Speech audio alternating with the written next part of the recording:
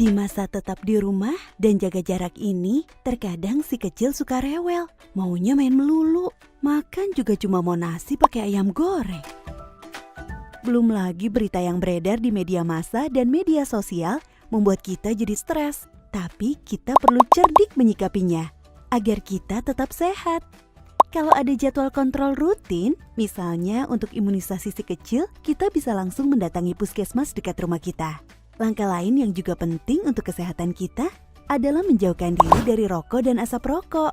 Kita juga harus lebih bugar dengan beraktivitas fisik selama 30 menit sehari. Jangan karena di rumah terus, kita jadi mager alias malas gerak loh. Sayur dan buah juga sangat penting. Kalau si kecil nggak mau makan sayur atau buah, kita bisa berkreasi membuat menu sayur dan buah yang lebih menarik untuk anak.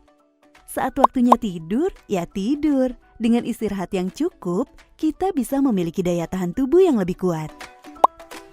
Tak jarang berita yang beredar di media massa dan media sosial membuat kita jadi stres. Bijaklah memilih berita yang dikonsumsi sesuai dengan kemampuan jiwa kita mengolahnya.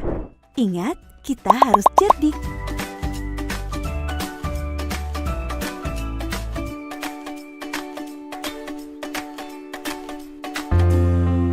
Shalom, selamat malam mempelai Kristus dimanapun berada. Kita kembali berjumpa dalam program Revival at Home. Mempelai Kristus, di masa-masa seperti ini mari kita bersama-sama lebih lagi mendekat kepada Tuhan, mencari hadirat Tuhan dan mencari apa yang menjadi kehendak Tuhan di dalam kehidupan kita. Melalui acara Revival at Home malam hari ini, biarlah kita juga semakin tahu setiap rencana Tuhan di dalam kehidupan kita, di dalam kehidupan keluarga kita. Mempelai Kristus, biarlah melalui Revival at Home malam hari ini, Tuhan melawat setiap keluarga kita dan menjadikan setiap keluarga kita menjadi keluarga-keluarga yang berkemenangan. Mari kita memuji Tuhan, menyembah Tuhan dan mendengarkan firman Tuhan bersama-sama di dalam acara Revival at Home. Stay at home bersama Revival at Home. Tuhan Yesus memberkati.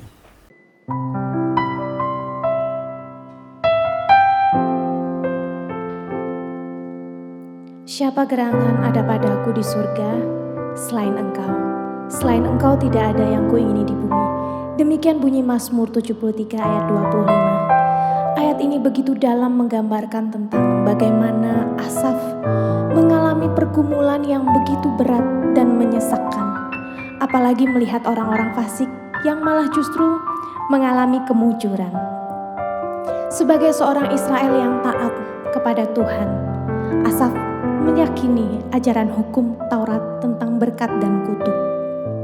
Seperti jika taat mendatangkan berkat, dosa mendatangkan celaka.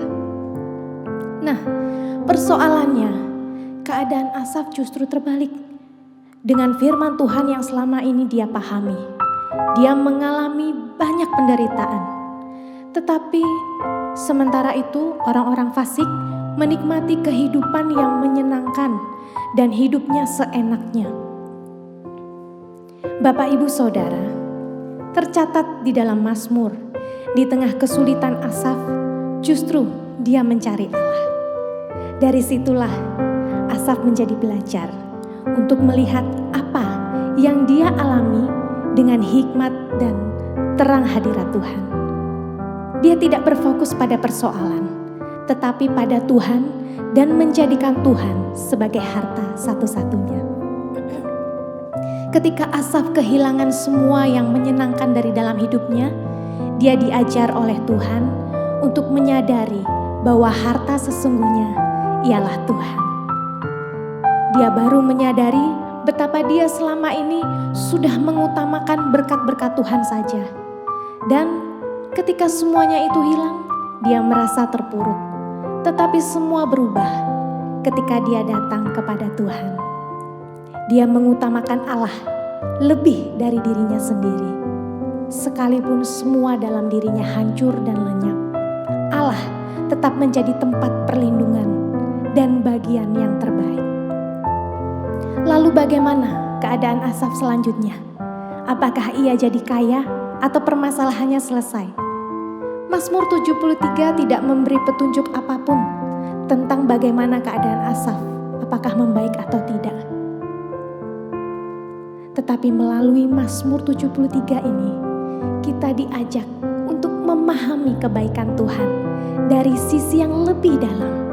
Kita tahu yang berubah adalah bukan keadaan Asaf, tetapi pemahamannya tentang kebaikan Allah.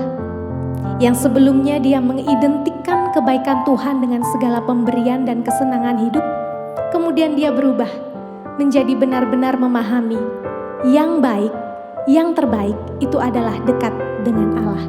Karena di dalam Tuhan, walau di tengah badai, Tuhan Allah adalah tempat perlindungan. Baiklah Bapak Ibu, Saudara terkasih, mari kita renungkan kebaikan Tuhan, puji kebaikannya, dan bersama-sama menyanyikan sebuah pujian dengan judul Selain Kau Tiada Yang Lain, ciptaan dari Bapak Weliar Kauntu.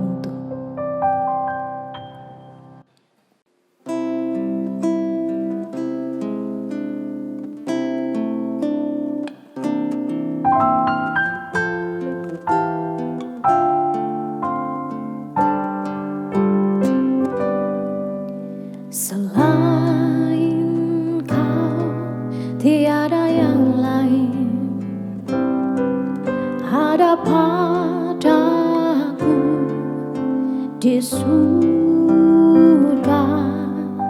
Selain Kau tiada yang lain, yang ku ingini di bumi, yang ku ingini di bumi.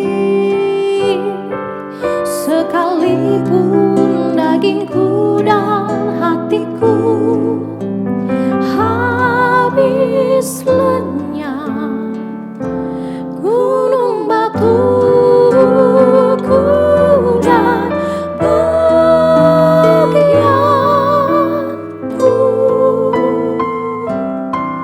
tetaplah Allah selama-lamanya.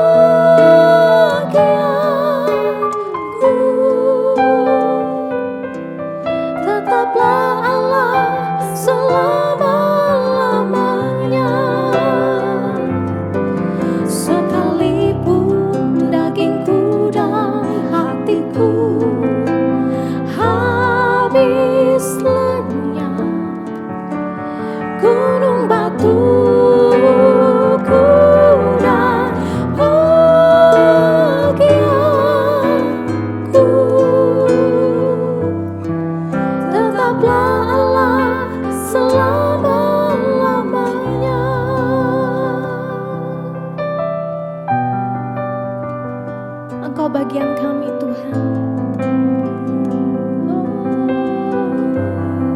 Kami kan tetap menyembah-Mu. Kaulah kuat kami, Kau gunung batu kami. Hanya kepada Engkau kami percaya Tuhan. Sebab tiada yang seperti-Mu. Mengenal kami lebih dalam. Oh, kasih-Mu tak pernah jauh dari kami. Apapun yang terjadi Tuhan, kami tetap mengasihi Engkau. Sebab Engkau terlebih dahulu mengasihi kami. Kami kami bersyukur Tuhan untuk hal itu. Apapun keadaan kami, dalam senang dan duka kami tetap mau melihat Engkau sebagai sumber perlindungan kami.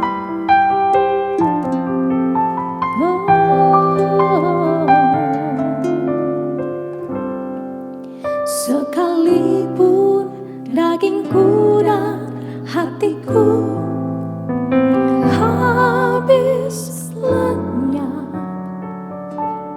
gunung batuku dan bagianku, tetaplah Allah selama-lamanya.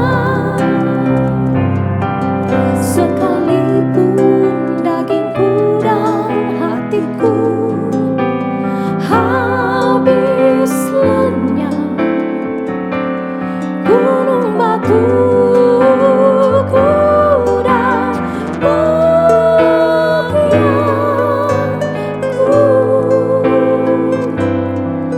tetaplah Allah selama-lamanya. Tetaplah Allah, tetaplah Allah selama-lamanya. Tetaplah Allah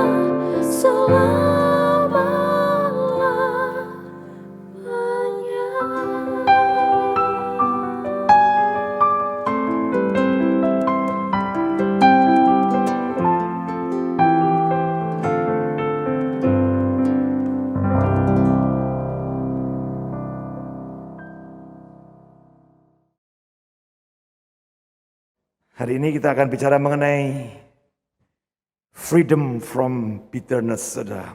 Merdeka daripada kepahitan. Setiap kita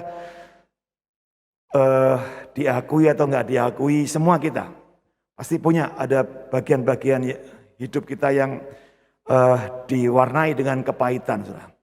Bisa kepahitan terhadap diri sendiri, bisa kepahitan dengan sesama kita, dengan keluarga kita, dengan masyarakat, dengan hal-hal yang ada di sekitar kita, ya.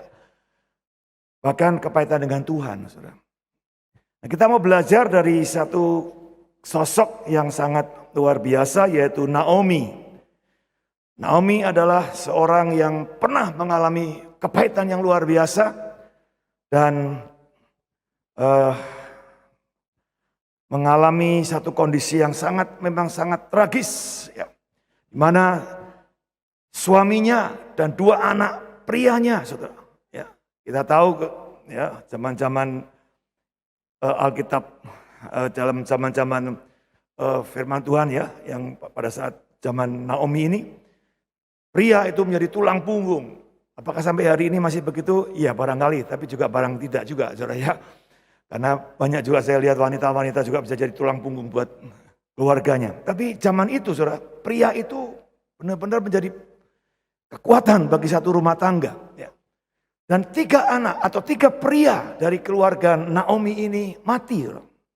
Ya. Mati bukan sedang melakukan hal yang sia-sia, tapi mereka sedang berjuang untuk memperbaiki hidup mereka. Di mana saat itu mereka harus meninggalkan Bethlehem menuju tanah Moab. Karena di Bethlehem terjadi kelaparan. Dan mereka berusaha untuk melakukan sesuatu yang baik. Mungkin sedikit banyak hampir sama atau mirip dengan keadaan sekarang. Ada banyak orang mungkin sedang berjuang hari-hari ini. Apalagi dengan pandemik, ekonomi merosot dan semuanya. Dan berjuang untuk bagaimana bisa memperbaiki kehidupan. Tetapi yang mereka tuai adalah kematian, saudara. Kita banyak mendengar hari-hari ini kisah-kisah sedih oleh karena COVID-19, saudara. Ya. Papa mamanya meninggal dalam waktu yang tidak sampai 1 minggu. Keluarga yang lain juga meninggal lagi, saudara. Orang-orang yang sementara diandalkan dalam kehidupan mereka, meninggalkan mereka dengan cara yang sangat tidak pernah kepikir, saudara. Begitu cepat, nggak ada persiapan apapun juga, saudara. Tentu ini bisa menimbulkan minimal pertanyaan, Tuhan kenapa engkau izinkan? Bukankah kami ini sudah berdoa, kami sudah mempercayakan seluruh hidup kami kepadamu, perlindunganmu, penjagaanmu. Bahkan melalui mimbar-mimbar disampaikan Mazmur 91, kami sudah doakan, kami sudah deklarasikan, tapi tetap meninggal.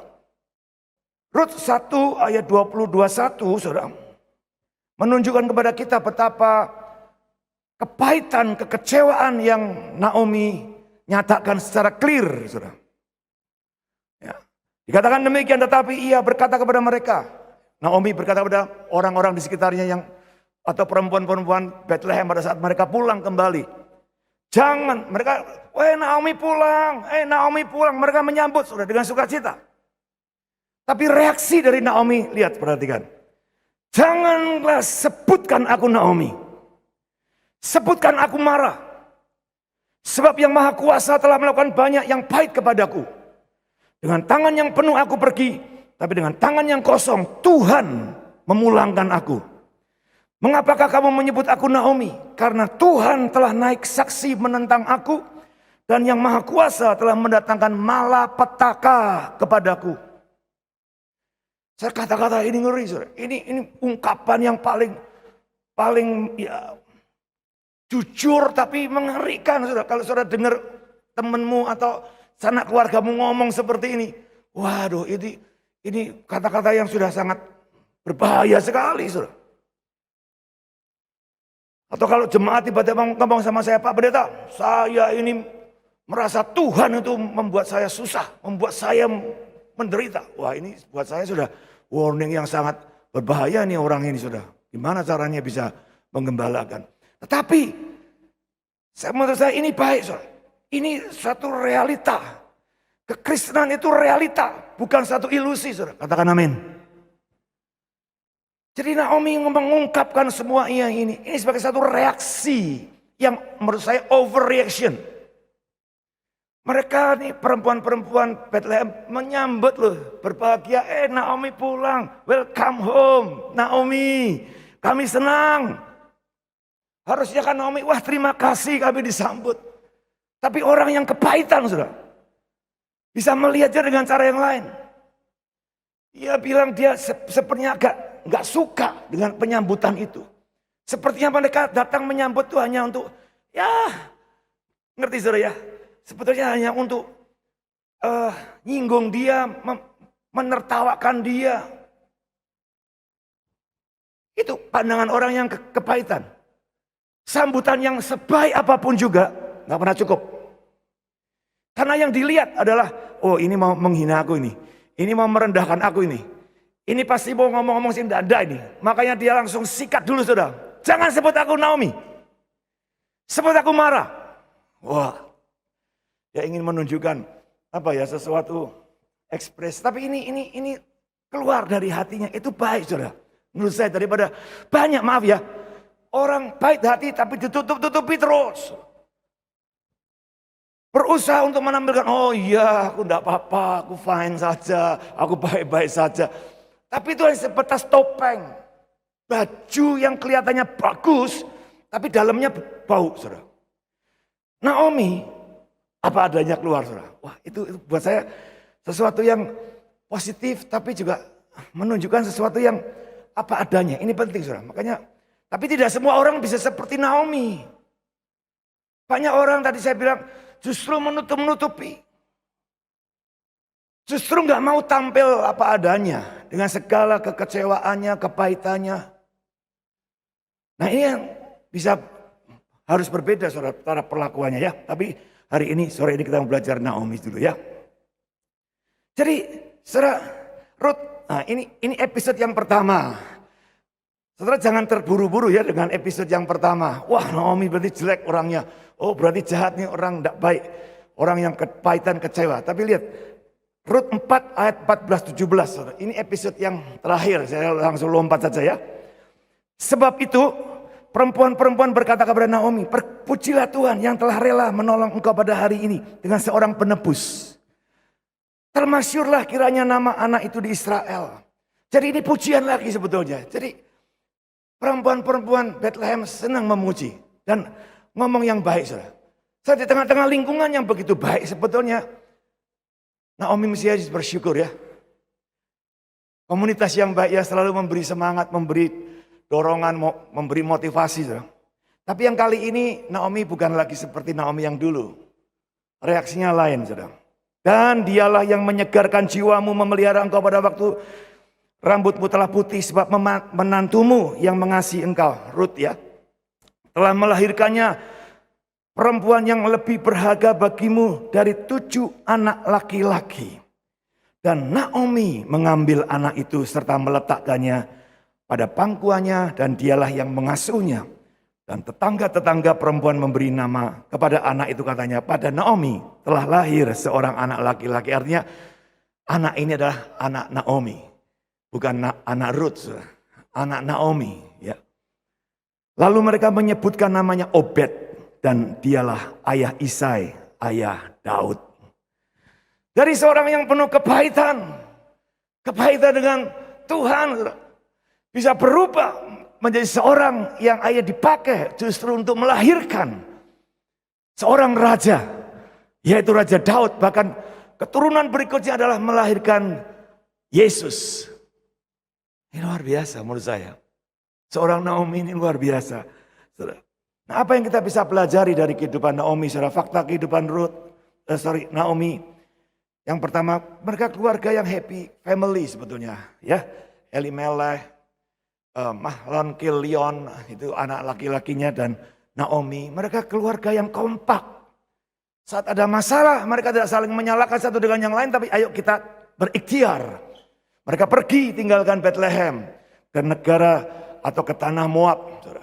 Ya itu fine, sekiranya Tuhan nggak pernah tolak, saudara. Tetapi barangkali ada hal-hal yang seringkali Tuhan pikirkan lebih daripada yang kita pikirkan. Maka tadi saya bilang, saudara, jangan heran ya, kadang-kadang hal-hal yang sudah baik menurut pikiran kita bisa diporak-porandakan sama Tuhan. Bisa dihancurkan sama Tuhan. Bisa diberantakin sama Tuhan. Supaya dia bisa memberikan hal yang lebih baik kepada kita.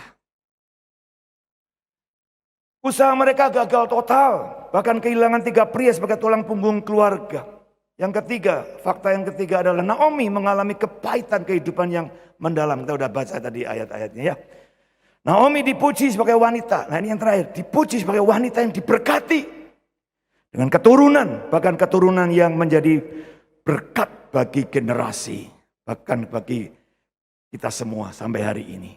Melalui kelahiran Yesus. Nah akibat kepahitan hidup, ya, kita bisa belajar dari Naomi ini juga.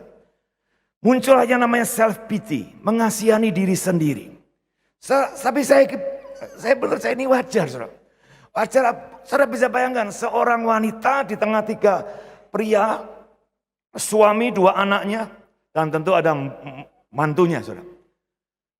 Yang 3 orang ini menjadi tulang punggung, menjadi kesukaan buat Naomi pasti.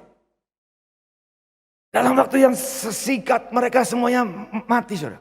Mati di tanah Moab juga lagi. Waduh, itu pukulan yang sangat berat sekali. Sehingga akhirnya dia bilang, jangan panggil aku Naomi, panggil aku Mara. Mara itu artinya pahit hati.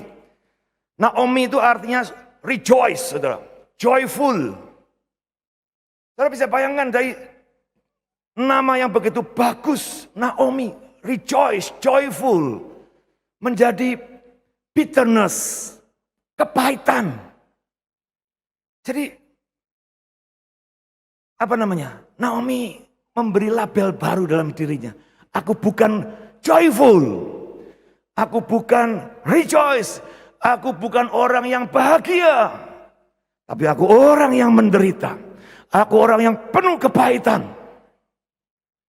Sama begitu ya. Jadi identitasnya berubah. Makanya hati-hati, saudara. Itu bukan sekedar omongan, tapi itu label diri. Jati dirimu. Saat kamu bilang, aku ini orang yang tidak beruntung. Aku ini orang yang sial. Aku ini orang yang buruk, jelek. Aku ini orang yang tidak seberuntung dia. Dan seterusnya. Itu bukan sekedar ngomong satu peristiwa, tapi itu sedang melabeli identitasmu. Self pity. Mengasihi diri sendiri. Orang kalau mengasihi diri sendiri, dia akan berjuang dengan kekuatannya sendiri untuk bisa menghadapi setiap ancaman dalam tanda petik. Tadi seperti perempuan Bethlehem bilang, "Hey, Naomi pulang, welcome home Naomi." Reaksinya langsung berbeda. "Jangan panggil aku Naomi." Waduh, saudara. Itu self pity. Sampai dengan benci diri, saudara. Orang kalau sudah self pity tinggal 1-2 langkah benci diri. Dia nggak suka nonton wajahnya di kaca. Dia selalu bilang jelek, aku ini buruk, aku ini begini. Dan seterusnya. Benci diri. Nah, orang benci diri, nggak mungkin bisa mengasihi orang lain. Makanya penting, mengasihi, belajar self love, mengasihi diri sendiri. Kalau saudara belum bisa menghargai dirimu, mengasihi dirimu, bahagia dengan dirimu, kamu nggak bisa mengasihi orang lain.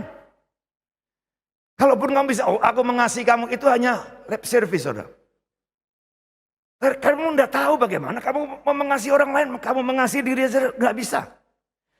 Bagaimana kamu menghappykan orang lain, kamu menghappykan dirimu aja nggak bisa. Yang kedua, blamers. Selalu mencari kambing hitam. Selalu cari orang yang bisa disalahin. Yang salah bukan aku. Kenapa? Orang yang pahit hati, dia sudah terlalu capek disalah-salahin terus. Dia sudah muak dengan kesalahan yang selalu ditujukan kepada dia. Sekalipun barangkali tidak semua orang nyala-nyalain. Tapi apa yang dipikirannya, kalau ada orang ngomong-ngomong itu pasti dia mau nyalain aku. Dan sebelum aku disalahin, aku nyalain kamu dulu. Serang dulu. Blamers. Selalu menyalahkan orang lain. Selalu menyalahkan situasi yang ada.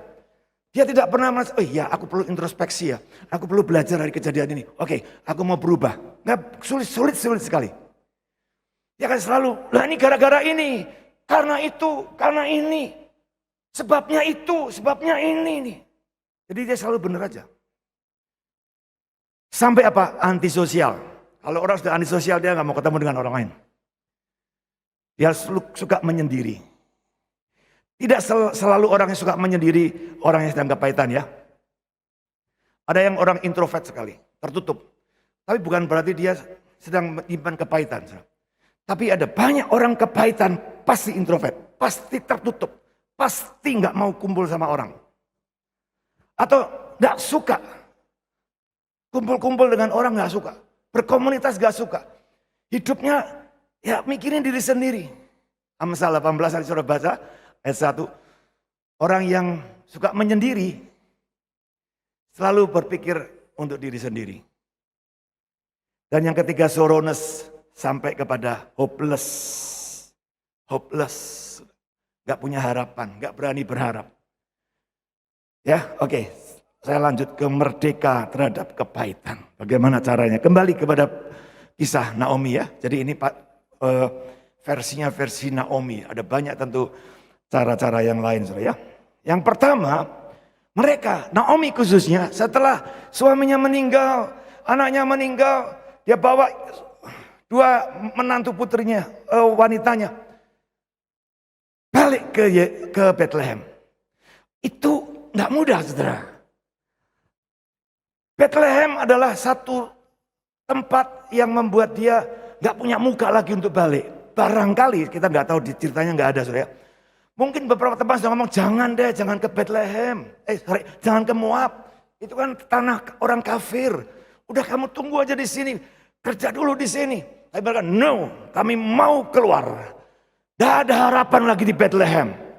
Kami mau mencari penghidupan yang lebih baik di luar sana. Barangkali, saudara. Jadi mereka mestinya sudah nggak punya lagi muka. Apalagi tadi dia bilang, dengan tangan yang penuh aku pergi dan pulang tangan kosong. Saudara mungkin bisa gambarkan kalau ada orang-orang pas lebaran gitu ya, mudik gitu ya.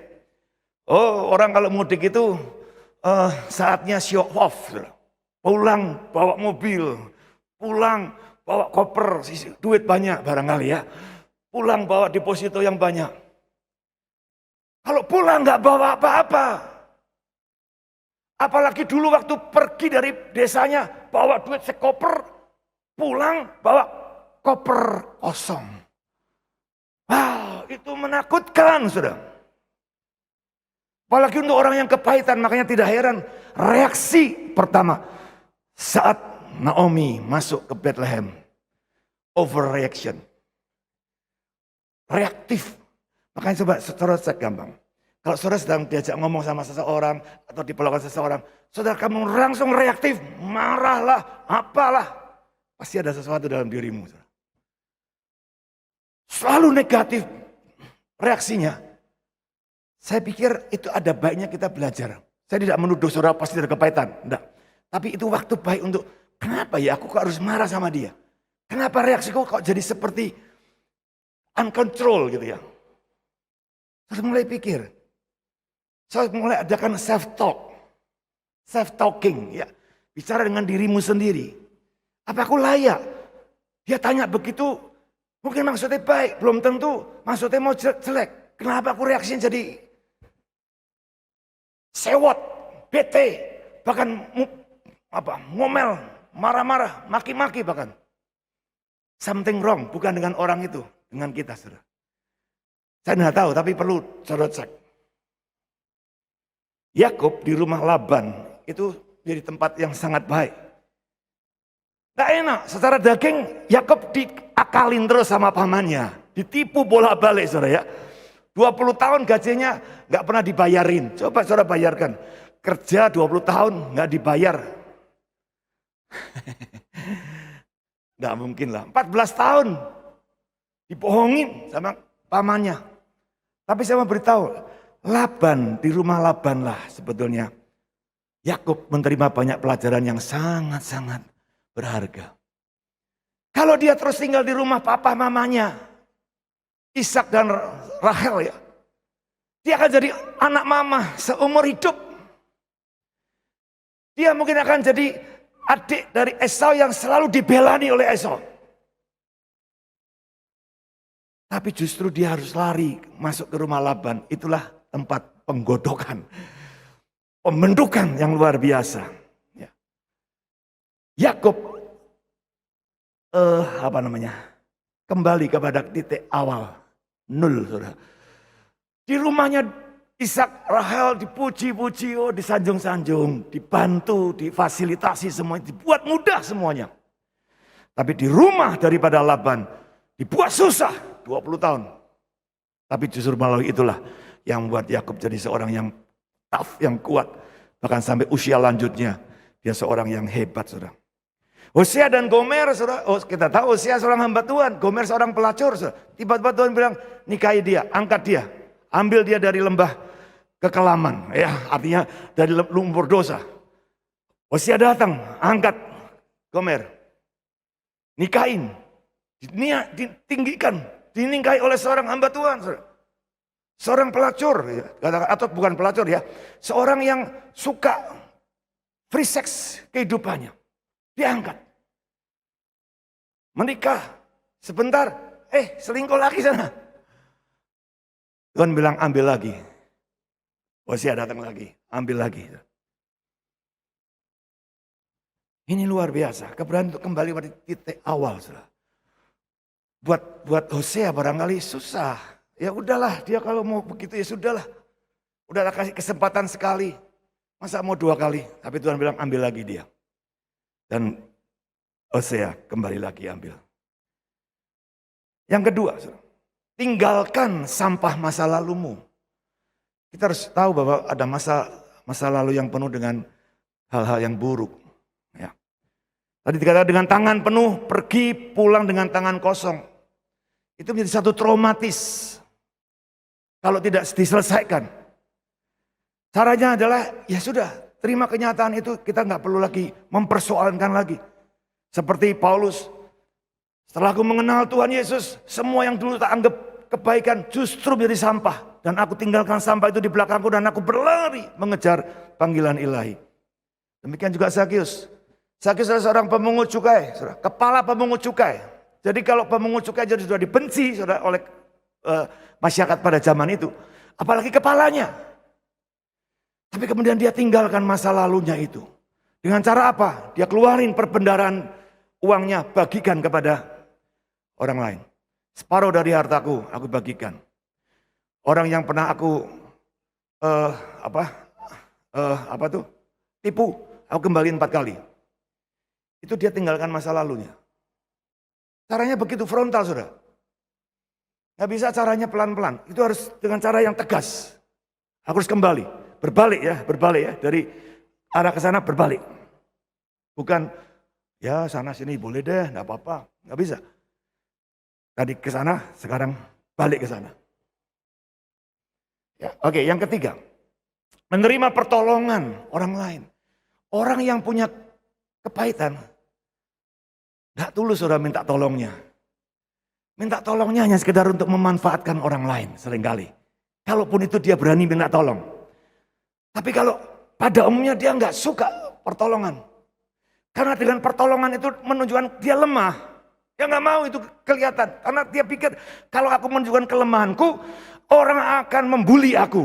Orang akan merendahkan aku. Aku udah capek dengan perendahan oleh orang lain. Dan dia selalu menunjukkan aku bisa. Sikap apa istilahnya? Pokoknya aku bisa. Dia nggak mau. Please help me. Dia kurang rendah hati untuk bisa minta tolong, saudara. Atau mengakui bahwa orang lain lebih baik daripada aku.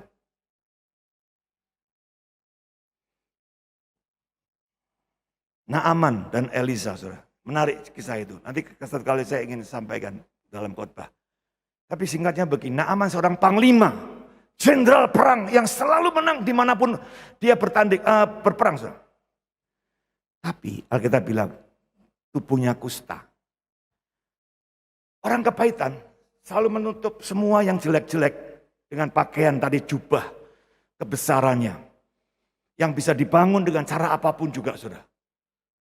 Ya, dia tutupi semuanya dengan pangkatnya, dengan nama besarnya, pakaiannya yang selalu menutupi, bahkan pedangnya yang bisa dia pakai untuk membunuh orang yang mencoba untuk merendahkan dia. Tapi dia sadar, dia nggak bisa begitu terus. Sehingga satu kali dia datang kepada seorang nabi di Israel namanya Elisa. Dan dia datang dengan satu harapan. Akan didoakan. Akan ditolong. Tapi yang diterima adalah Elisa nggak menemui dia. Hanya melalui bujangnya dia bilang suruh kungkum. Ya bahasa sekarangnya. Suruh berendam di sungai Yordan sana 7 kali. Nggak ditemuin. Wah dia sebagai panglima punya jabatan orang penting. Saudara. Mestinya dia punya, Elisa datang, oh ya gimana Tuhan, apa yang harus aku bantu dengan ramah. Orang yang kepahitan selalu ingin selalu dihargai, dihormati. Saudara. Sesuatu yang berlebihan. Sehingga pada saat dia tidak menerima itu, dia marah. Loh memangnya sungai Parpar di sana tidak ada yang lebih baik daripada sungai Yordan. Sungainya kotor saudara Yordan waktu itu. Perjalanan sudah begitu jauh, diterimanya cuma dengan cara begitu. Buat Naaman, ini ndak pantas siapa aku ini. Aku di panglima, jenderal perang. Dan cuman disuruh kungkum. Mbok, dia bilang, mbok apa enggak sebaiknya Elisa datang dan mendoakan menumpangi tangan. Seperti yang kita selalu biasa lakukan. Tumpangi tangan. Oh, dikata-katain suatu kata-kata yang positif. Kamu akan sembuh. Dalam nama Yesus kamu sembuh. Wah itu kan mantap. Tapi kalau caranya begitu tuh menyakitkan sekali. Tapi untung di situ sebelahnya ada seorang pelayan. Tuhan, bukankah yang diminta oleh Elisa itu mudah sekali. Sulitnya apa? Nyemplung, berendam. Oh, buat pelayan itu gampang, tapi buat panglima, jenderal perang ini Naaman, tidak gampang. Untuk kemudian dia melepas jubahnya. Ngerti, saudara? Dia tidak kepingin jubahnya ini dilepas. Karena kan kelihatan borok-boroknya di mana-mana, saudara. Tapi kalau suruh nyemplung itu berarti harus dia lepas bajunya. Lepas kesombongannya, lepas topeng-topeng yang selama ini dia bangun. Dan dia masuk ke sana. Ya, luar biasa saudara. Menerima pertolongan orang lain seringkali tidak selalu mudah juga sebetulnya. Karena yang diminta, yang dia nasihatkan mungkin belum tentu cocok dengan pikiran kita. Kita kalau mau minta pertolongan tuh orang ya atau Tuhan lah. Kita sudah punya jalan sendiri. Tuhan nolongi kayak gini loh Tuhan. Kudu ngene. Nah di luar itu, sorry Tuhan. Kalau saudara mau datang ke konseling, saudara seringkali sudah berpikir, oh aku nanti mau konseling kayak gini, nanti jawabannya pasti begini, aku minta begini, aku harus begini. Sementara waktu ketemu dengan konselornya, beda sama sekali. Gak suka kita, wah orang cocok, wes mikir weh. Nah itulah banyak terjadi seperti itu. Saudara. Yang keempat, berusaha menjadi berkat bagi orang lain. Tadi saya bilang ini konfrontasi, orang kepahitan susah jadi berkat buat orang lain. Karena orang lain dianggap seperti musuh, saudara. Orang yang akan menyerang dia. Gak bisa, sulit, saudara. Kalaupun kita melakukan itu hanya formalitas, lip service. Gak keluar dari hati kita. Nolongnya ya ala kadarnya aja deh. Bahkan kalau sudah ditolong, orangnya juga gak mau berubah, ya salah dewe. Tak tolong yang ngono-ngono terus, ya wes karep-karepmu ngono. Nah kita jadi marah. Orang kalau sudah lepas dari kepahitan, dia bisa menolong orang. Bukan sekedar menolong biasa, tapi mengangkat orang itu sampai menjadi orang yang benar-benar mengalami perubahan hidup yang luar biasa. Tuntas. Kalau saya boleh katakan modelnya adopsi, bukan sedekah. Saudara belajar untuk mengadopsi. Sulit Pak, sulit memang.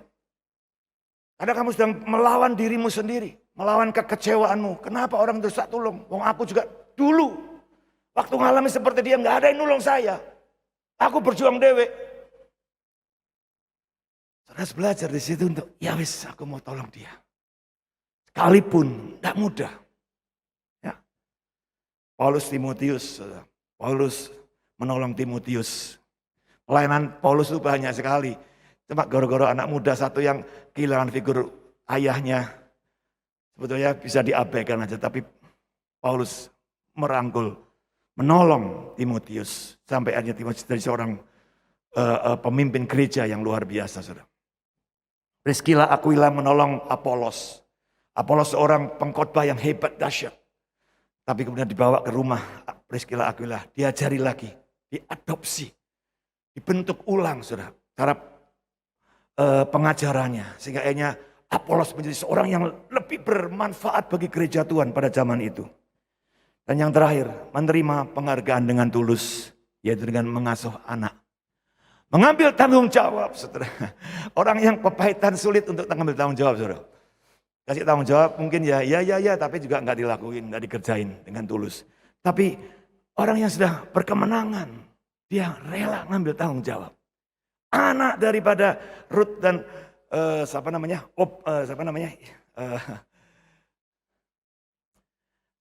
suaminya, ya pokoknya itulah ya. Anaknya diadopsi, diasuh. Ya tadi adopsi ya. Jadi ini anak dari Ruth juga diadopsi, bukan sekedar dititipke karena Ruthnya mau pergi bisnis gitu ya, misalnya atau pergi keluar kota. Mah, titip ya anakku ya, tolong diopeni sebentar, sehari aja. Jadi babysitter sehari, saudara ya. Tapi enggak. Nenek ini, atau nenek Naomi ini, ya ambil tanggung jawab, aku yang ngasuh. Ya, saudara, itu luar biasa menurut saya. Itu cara untuk kita bisa lepas daripada kepahitan.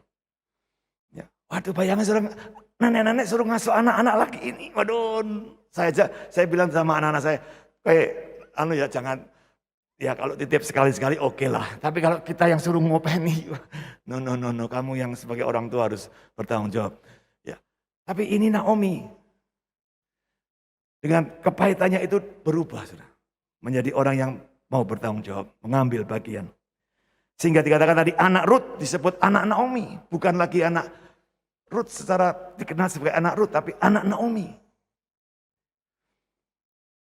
Saya ambil contoh di sini Daud dan nyanyian perempuan. Satu kali Raja Saul habis pulang dari perang, menang perang. Oh, rakyat menyambut, pasti seperti itu ya, disambut semua wanita-wanita atau orang-orang berbaris di samping kiri kanan jalan dan memberitahu, oh luar biasa, selamat buat sang raja, kira-kira gitulah saudara ya. Daud juga di situ. Daud pulang bersama-sama dengan Saul. Tiba-tiba keluarlah nyanyian. Saul mengalahkan beribu-ribu, Daud mengalahkan berlaksa-laksa. Wah, di depan khalayak ramai, di hadapan raja yang penyambutan itu khusus untuk raja. Tapi Daud justru yang ditinggikan, saudara. Kita lihat reaksinya Saul sejak saat itu. Saul bilang gini, wah bahaya orang ini, pasti akan merebut kekuasaanku. Sejak itu Saul bilang, aku benci dengan dia, dia harus dibunuh. Daud tenang-tenang saja, saudara, terima pujian itu, enggak, besar kepala, terus mulai memikirkan merancang untuk menjatuhkan Saul, enggak pernah. Daud menerima pujian itu biasa-biasa saja. Orang yang sudah bebas dari kepahitannya, dia enggak pernah nuntut apa penghargaan yang berlebih-lebihan, saudara. Sekalipun dia layak, memang yang menang itu Daud yang maju perang. Ujung tombak pasukan daripada Saul itu adalah Daud, saudara. Bukan Saul. Saul di belakang, sebagai komandan perangnya coba perintah-perintah. Tapi yang maju, yang mempertaruhkan nyawa adalah Daud. Daud layak terima itu sebetulnya. Dan kalau dia pun kemudian, wah ini karena aku. Sebetulnya benar juga. Tapi Daud enggak melakukan itu. Kenapa? Dia sudah berdamai dengan dirinya. Dia sudah berdamai dengan surga, saudara. Dia sudah berdamai dengan rajanya juga. Dia enggak punya pikiran-pikiran jahat terhadap rajanya. Sekalipun rajanya punya maksud jahat pada dia. Dia tidak persoalan. Itu tanggung jawab Saul sendiri. Daud tidak mengambil tanggung jawab itu. Daud bertanggung jawab terhadap dirinya sendiri. Dia, tadi saya bilang, dia mengasihi. Dia happy dengan dirinya sendiri. Saya berdoa saudara jemaat-jemaat di sini. Kamu harus bisa happy dengan dirimu. Kalau kamu masih tadi nggak bisa happy. Kok aku udah begini tok ya. Aku kok begini aja ya. Aku bagaimana. Waduh saudara. Kita akan susah untuk bisa menikmati kehidupan ini. Sekalipun di tengah-tengah masalah pandemik seperti ini. Tapi saya berdoa saudara. Apapun juga yang sedang kau hadapi di sekitarmu. Mari semakin bertambah menjadi orang yang merdeka dari kepahitan. Jangan pelihara kepahitan. Karena kepahitan itu menjadi rantai buat engkau untuk maju ke depan. Bahkan menjadi penjara bagi hidupmu. Engkau tidak bisa kemana-mana. Kamu hanya muter di situ aja. Dan sampai kapan? Sampai mati. Dan itu sangat tragis hidup yang seperti itu. Ayo, perbaiki. Kesimpulannya, bitterness bisa berubah. Bisa berubah. Katakan amin. Itu bukan ending dari semua hidupmu. Bisa berubah. Merubah bitterness atau kepahitan menjadi orang yang semakin menjadi lebih baik. Itu ditentukan bukan oleh orang lain. Bukan karena situasi ekonomi, pandemik atau apa. Tapi yang menentukan kamu sendiri.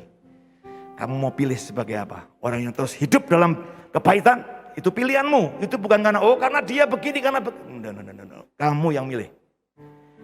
Tapi kalau kamu bilang, aku mau jadi orang yang merdeka dari kepahitan. Itu juga pilihanmu. Tuhan tidak bisa pilihkan buat kamu. Tapi kamu harus pilih sendiri. Mana yang kamu ingin. Aku mau jadi orang yang happy. Atau aku mau jadi orang yang sedih. Itu pilihanmu. Dan yang terakhir, berjuang menaklukkan bitterness, kepahitan adalah proses seumur hidup. Jangan pernah bilang, aku sudah bebas, sudah merdeka dari kepahitan, selesai. Hari ini selesai. Mungkin besok pada saat kamu menikah, bisa ada kepahitan. Saat kamu punya anak, bisa ada muncul kepahitan lagi. Belajar dari situ, dan kamu makin bisa mengatasi semua kepahitanmu. Dan kamu tetap menjadi orang yang merdeka dalam segala keadaanmu. Amin. Tuhan berkati. Ibadah Kebangkitan Bangsa Kamis 30 September 2021 akan mengambil tema Semangat Membangun Bersama yang akan diadakan secara onsite atau Anda bisa hadir di gereja mulai jam 18:45. Kami mengajak seluruh jemaat untuk menghadiri ibadah ini. Maka berkatalah Hagai, utusan Tuhan itu, menurut pesan Tuhan kepada bangsa itu, demikian, aku ini menyertai kamu, demikianlah firman Tuhan.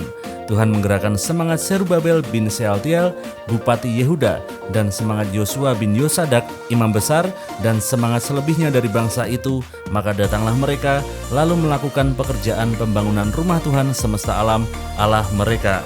Hagai pasal 1 ayat 13-14. Mempelai Kristus, KBTK, SD, dan SMP Anak Terang kembali membuka pendaftaran bagi putra-putri Anda yang akan bersekolah. Anda bisa segera menghubungi beberapa nomor berikut ini untuk mendapatkan informasi selengkapnya. KBTK Bethany School ada di Jalan Jenderal Sudirman nomor 61, SD Bethany School di Jalan Kalipengging nomor 4A, dan SMP Anak Terang ada di Jalan Jenderal Sudirman nomor 105B. Kami nantikan putra-putri Anda untuk bergabung belajar bersama kami di Sekolah Anak Terang, Shine from the Beginning. Info selanjutnya, bagi mempelai Kristus yang membutuhkan info lengkap vaksinasi untuk Anda yang berusia 12 tahun dan 18 tahun ke atas, silakan mengakses link grup WhatsApp di postingan sosial media gereja, atau Anda bisa scan QR Code di beberapa titik di gereja. Dapatkan info lengkapnya dan ingat untuk segera mengikuti vaksin demi keselamatan kita bersama. Mempelai Kristus, saya kembali mengajak Anda untuk berpartisipasi dalam program Diakonia Lumbung Kasih yang fokus untuk membantu saudara-saudara kita yang membutuhkan. Tidak hanya soal berbagi sembako saja, namun kami juga memiliki program untuk memberikan bantuan dalam bentuk beasiswa sekolah dari usia SD sampai SMA, sekaligus juga membuka kesempatan bagi Anda yang terpanggil untuk menjadi orang tua asuh. Informasi yang lengkap bisa Anda dapatkan melalui Ibu Diana di 0818 0580 3699 dan Ibu Lani di 0813 2514 6248. Seluruh donasi Anda bisa Anda transfer melalui rekening bank BCA di 013 540 4000 atas nama Gereja Bethany Indonesia Salatiga.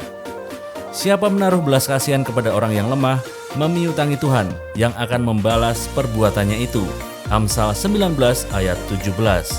Shalom mempelai Kristus dimanapun Anda berada. Semoga mempelai Kristus diberkati melalui acara Revival at Home malam hari ini. Dan mempelai Kristus dapat kembali mengikuti acara Revival at Home setiap hari Rabu jam 7 malam. Jangan lewatkan juga beberapa acara yang kami yakin akan menjadi berkat dalam setiap kehidupan kita. Nongki Kui, sebuah acara ngobrol asik buat kamu-kamu yang berjiwa muda. Setiap hari Jumat jam 7 malam. Dan ada acara doa penjaga kota yang ada di setiap hari Sabtu jam 7 malam. Di sini kita akan bersyafaat berdoa bagi kota dan bangsa yang tercinta Indonesia.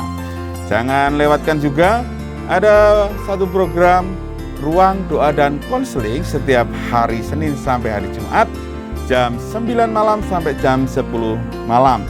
Di acara ini mempelai Kristus dapat mengirimkan setiap beban, pergumulan ataupun permasalahan yang minta dikonselingkan di line WA di 0817 057 1075 atau di 0856 9722 2222. Dan satu program lagi yang tentunya juga menjadi berkat dalam setiap kehidupan kita, membangun iman kita lewat kesaksian-kesaksian yang ada. Satu program, satu acara, kuasanya tak terbatas. Kita akan menerima pujian, kesaksian, dan firman Tuhan yang menguatkan setiap kita setiap hari Senin, jam 7 malam. Satu program Ngobras, ngobrol suka-suka bareng Pak Engki, akan hadir di setiap hari Selasa jam 7 malam. Kita akan ngobrol banyak hal yang terus membangun iman kita.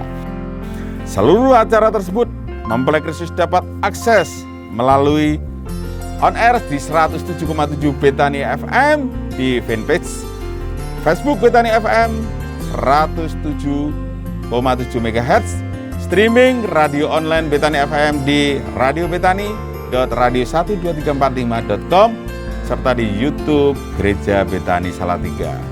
Kami mendoakan seluruh mempelai Kristus dalam keadaan yang sehat, diberkati, selalu bersukacita, dan Tuhan Yesus memberkati.